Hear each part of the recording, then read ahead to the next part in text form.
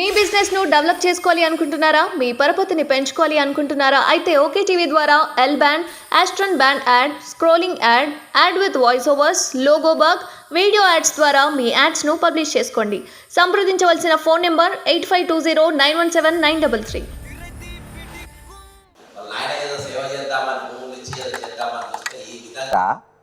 ఒక church head అయి ఉండి ఒక మాఫియాను ఒక ముఠాలకి ఒక ముఠాను తయారు చేసుకొని బాధాప్త ప్లాట్లు మొత్తం దొబ్బేసే ప్రయత్నం ఈరోజు చేసి ఎవరికైతే ఇద్దామనుకున్న వాళ్ళ దక్కకుండా చేసి ఈరోజు అన్ని అక్రమాల పాల్గొంటే ఇందాక మేము రాయదుర్గం పోలీస్ స్టేషన్ పోయి ఇవన్నీ చూపెడితే వాళ్ళు పరేషాన్ అయిపోయారు. అక్కడ ఈ విధంగా ఎట్లా జరుగుతుందని నవీన్ మిత్తల్ అనేటోడు ఉన్నంత వరకు ఇట్లనే జరుగుతాయి.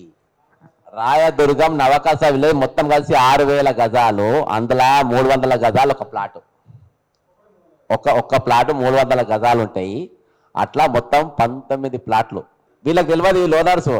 ఇప్పుడు ఎవరైతే ఫాదర్ ఉన్నాడో అల్లం ఆరోగ్యరెడ్డి అనేట ఆయన అమ్మిండు. ఆయనకి ఎవరిచ్చిండ్రు? ఆయన మరియా సొసైటీకి ఆయనకి ఏం సంబంధం? అదే కదా ఇప్పుడు 59వ జీవ మహత్యం హనుమంతరావు దగ్గర కొన్నారు. వీళ్ళ దగ్గర కొన్నాయి కూడా 2 డాక్యుమెంట్స్ ఉన్నాయి. వాళ్ళవి ఉన్నాయి, వీళ్ళైనా 2 ఉన్నాయి. వీళ్ళు హనుమంతరావు అనే దగ్గర కొన్నారు. అక్కడ 4-5 దఫాలుగా, అంటే 4 సంవత్సరాల దఫాలుగా వాళ్ళు కొనుక్కుంటూ పోయారు. అదే కదా ఇప్పుడు మేమనేది ఏ సంబంధం అని. ఎంఆర్ఓ ఏ విధంగా ఎంఆర్ఓ ఇలా ఎంఆర్ఓ పేరు వస్తుంది అలా మీరు చూడండి అన్న ప్లాట్ ఇది ఈసీ మీ దగ్గరికి వెళ్ళి వస్తుంది. ఆరోగ్య రెడ్డికి దీనికి ఏం సంబంధం? అదే అంటున్నాము. ఇప్పుడు మరియా ఎడ్యుకేషనల్ సొసైటీ అనే ఓనర్స్ వీళ్ళు. ఆరోగ్య రెడ్డి ఎట్లా ఎంటర్ అయ్యండి? లేడు, సొసైటీ లేడైనా సంబంధం లేదు. 16th January 1984. ఆంటోనీ మ్యామిలీ, ఆల్ఫోన్సా మ్యామిలీ ఆరోగ్య బిల్డర్ కమ్మేషన్రు. అదే ఇప్పుడు హరికృష్ణ అని బిల్డర్ అంట. హరికృష్ణ అని బిల్డరు, ఆయనతో ఇంకా కొంతమంది బిల్డర్స్ ఎవరో వాళ్ళు ఉన్నారు. వీళ్ళ పేర్లు అన్నీ ఉన్నాయి వాళ్ళవి. అయితే అది ఈరోజు అంటే నేను 50 ఎంఆర్ఓ ఏ విధంగా చేసిండ్రు పేపర్ లేకుండా, డాక్యుమెంట్స్ అన్నీ వాళ్ళ దగ్గర ఉంటాయి.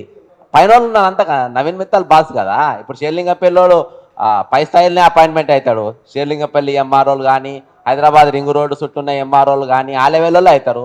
నవీన్ మిత్తల్ అంతా ఇంకెందుకు పెట్టుకుంటున్నారు? ఇంత ఇటువంటి జరుగుతుంటే ఇటువంటి దేనికి అన్నారు? ఇప్పుడు మళ్ళీ రమ్మన్నారు అక్కడ అధికారులు. 59 జీవో ఇప్పుడు ఇటువంటి ఇష్యూస్ ఉన్నాయి.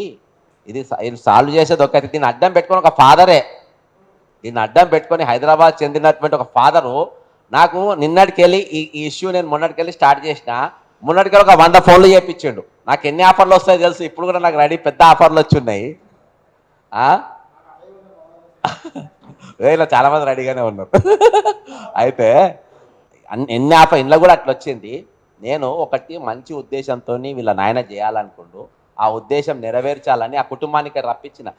ఇంకోటి ఏంటంటే ఈ జాగాలు ఇంకా వీళ్ళ పేర్ల మీదనే వీళ్ళు ఉన్నాయనుకున్నారు. ఈ జాగాలు 2 రోజుల వరకు మొన్నటి వరకు కూడా మా జాగానే అని ఈమె అనుకుంటుంది. వాళ్ళ అల్లుడు, వీళ్ళ భర్త థామస్ గారి అల్లుడినా వీళ్ళు మా జాగా. నేను ఈసీ ఎందుకో మా మిత్రునికి ఒకసారి ఈసీ చెక్ చేయాలని చూస్తే పేర్లు ఎప్పుడు మారిపోయినాయి. అర్థమైందా?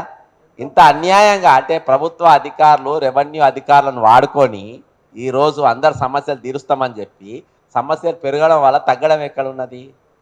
ఈరోజు ఒక ఫాదర్ సంబంధించిన ఎవరైతే అందరికీ ఏది హితబోధలు చెప్తాడో అటువంటి ఆయన దీన్ని మొత్తం పెడదోగులు దొబ్బి పేదలకు సేవ చేద్దాం అనుకున్న భూములు మొత్తము దొబ్బేద్దామని చెప్పి దొబ్బేసిండ్రు. అక్కడ చేసి ఒక బిల్డర్కి అప్పచెప్పిండ్రు.